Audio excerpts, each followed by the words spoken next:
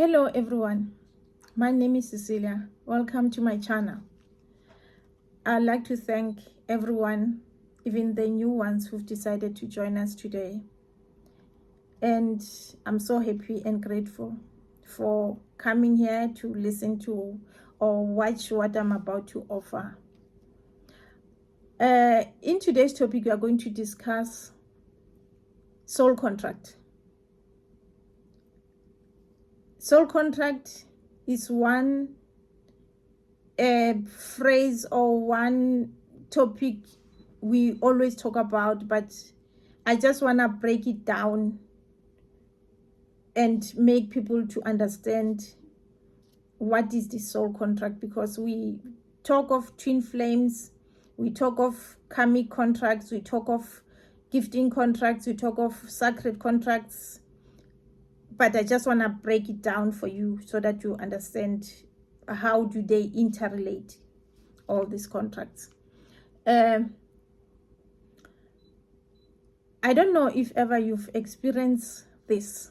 Okay, before I can get down to business, please, if you find this video appealing and informative to you, kindly subscribe.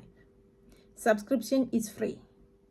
Kindly please subscribe and hit the like button. And also, if ever you want to be notified about the video once it has been uploaded, please hit that notification bell. And I thank you. Getting down to business. I don't know if ever you've experienced this, wherein you meet a person for the first time, but then it feels like you've known this person like for a while, like something is familiar about this person, and like you cannot pinpoint where that familiarity is. Like there's this significance about this person, there's this deep connection between you and this person, like your energy is connecting in a very electrifying way. In most cases, you find that after meeting the person, you wanna change things about you, like maybe change your dress code. You want to heal your shadow side. You want to change your direction in life. You want to change your appearance. Like that connection triggers you in ways that you cannot understand. I want to highlight something to you, that probably you've met the person you are in a contract with, in a soul contract with. What is a soul contract? A soul contract is an agreement that you entered into, that your soul and that another person's soul enters into before your incarnation, for the purpose of the lifetime that when you enter into the earthly realm. Like when you enter into the earthly realm, like Mother Earth, you formulate a plan as to how are you going to maneuver in your life. Most importantly is like to be able to follow your life purpose, because sometimes we enter and we forget about our life purpose, and until time of exit comes, like until you pass on. So hence your soul encourages these soul contracts to be there so that they can remind you of your life purpose. And the reason why your soul is driving this soul contract is for you to be able to grow and evolve. and to extent of reaching a higher level of consciousness. So that is why your soul is actually pushing for these contracts. Today we're going to only focus on the karmic contracts. There are lots of contracts, but then today I want to focus on the karmic contract because it's one contract which is challenging than most of these contracts that we have, like the twin flames, like the giftings. They are less challenging than this one, the karmic. So understanding it will be like a stepping stone to moving to the other ones. The question is, what is this karmic contract? Karmic contract, just like karma, it has been derived from karma, and it's between two people who will be in a spiritual relationship, and those two people are brought together from their past life, but not necessarily. The aim is to heal, or yes, heal the past traumas and wounds, and also it may be to impart an important life lesson. It's not only to heal, but also to impart the life lessons. And I want to now start and explain the characteristics of this karmic, so that in case you are in this karmic contract, you'll be able to identify them. A karmic contract, in most cases, you get to experience it in your first relationship, your first meaningful relationship, wherein you meet this person you regard as the one, but in fact that person is there to clear your karma. Like, that is why you like feel this deep connection with the person. You'll feel you've known this person. The relationship is an instant connection. You like the relationship, the connection is deep. It's deep, like you cannot explain it. It's deep. And the thing about this relationship, it will highlight things that you need to heal, because in most cases you find that they are codependent and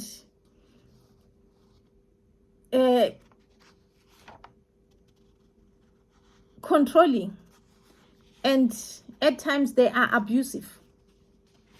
At times they'll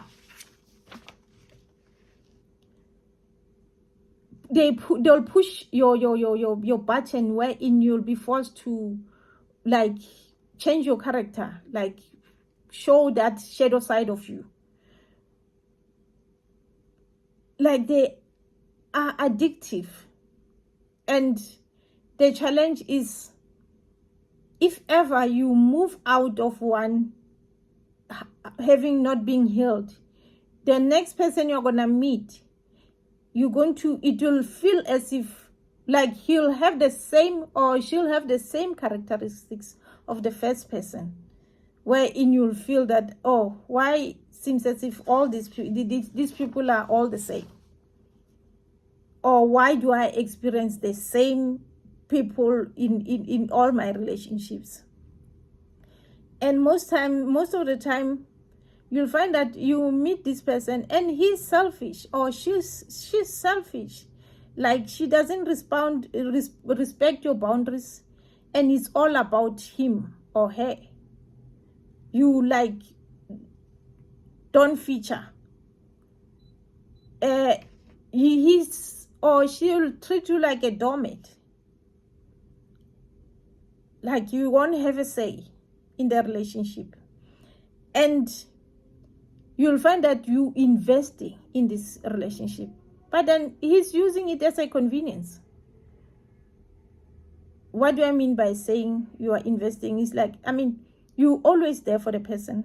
You always ensure that the person is happy, is okay. And he's only coming in when he's got challenges, when he's got problems, either financially or maybe he's having problems with maybe friends or at work. He'll always use you as a shoulder to lean on. He's always thinking of you when he's down and out. That's another thing that you'll have to it will make you realize that, okay, no, this contract is not normal. It's actually a karmic contract, because in most cases it will show and highlight your fractured points so that you can be able to heal. That's what that karmic relationship is. And remember, karmic contracts are not there for a lifetime. They're just there for a short while, and it gets to be terminated because it will highlight those fractured points, and then you must remain and start healing those fractured points. But then unfortunately, in most cases, because we are not aware, we keep them, because in most cases we are drawn to these people. We are drawn to these people, and they are not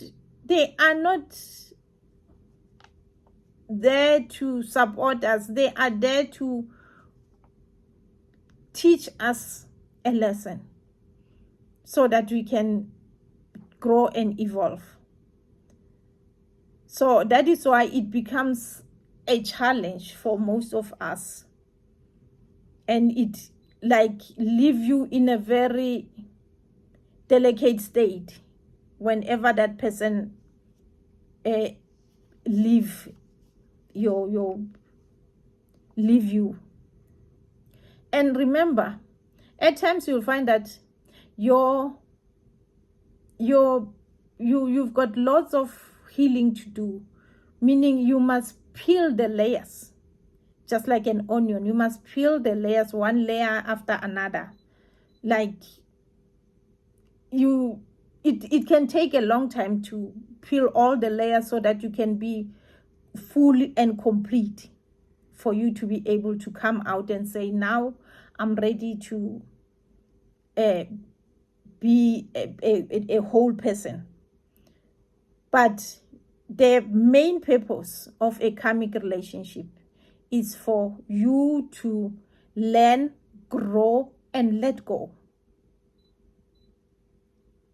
So unfortunately, because we don't know what is happening, we tend to think we can change the person. We tend to think, no, the person probably, he'll grow, he'll change, all those things. And then we're trying to protect him, even if we are being advised that, no, I mean, you just have to think twice. You just have to leave this person.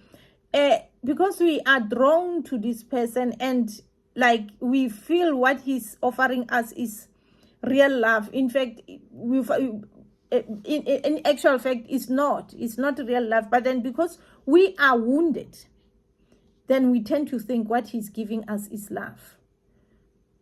Mostly you find that the challenges that we are having is like self-esteem, like abandonment issues, like we feel we're not enough, and we use that person we use maybe his energy to uplift us. Like probably you find that, I mean, I'm only connected to this I'm connected to this person because he's got he's holding a particular status in society, and I'm holding to that status, and you find that there's no like real love. He doesn't feel that. You probably think he'll one day, maybe because you've experienced that thing at the beginning, you tend to think it will come back, and in most cases you'll wait forever and ever, and it becomes even very challenging if you end up maybe getting married to the person, because now you'll find that you have to now divorce the person, and it can be a long procedure. For you to be able to realize that you've now learned your lesson and you are healed, you must first check how do you feel about the person after the termination of the contract or after he departed your life. He left you.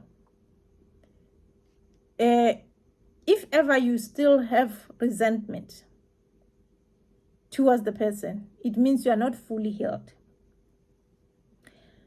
They advise that you must be honestly, authentically complete, because remember, this person is there to assist you, is there to help you to pinpoint the things that are going to making you unable to move on.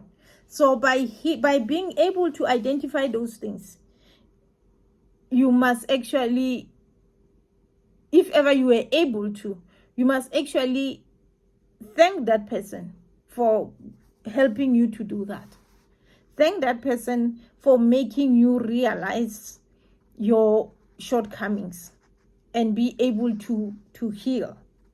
But unfortunately, most of us, we become clouded by the feeling of resentment, rejection, and regret, and we don't want to accept that, no, I mean, this person was just passing. He was just there for a moment. So that's why we need to know about these characters, and then be able to identify them if ever we experiencing them in our relationships. And if ever, even after the termination, you look for a reason to communicate with this person, like you become obsessed. Yes, it may happen that you want to know how the person is, but then the minute you become obsessive, it shows the red flags. It shows that you are not fully healed. The minute when they talk about the person, you feel anger, you feel jealousy, you feel grief, you feel loss, you feel depression, you feel triggered. It shows that you are not fully healed. Therefore, you must do the necessary healing, because they say at times we sit and wait and think that, okay, this person must come and apologize. But in a karmic contract, they say we use a law of free will, which means a person cannot come and say, I'm back to now apologize, and in order for the contract to be complete. Therefore, it is up to you to heal on your side and clear whatever the connection that you had with the person. And by healing, they advise that you must start with forgiveness. Forgiveness is a key, and it's vital. And forgiveness does not mean you are absoluting this person from his wrongdoings. He still has to come and answer to whatever the wrong things that he did to you, but then at least you'll be clearing his energy from you so that you can be able to be free and your energy can flow freely without any hindrance. Because if ever you are still, there's still no forgiveness, then it means you still drawing his energy to you, and therefore you cannot like move on. It's preventing you from moving on.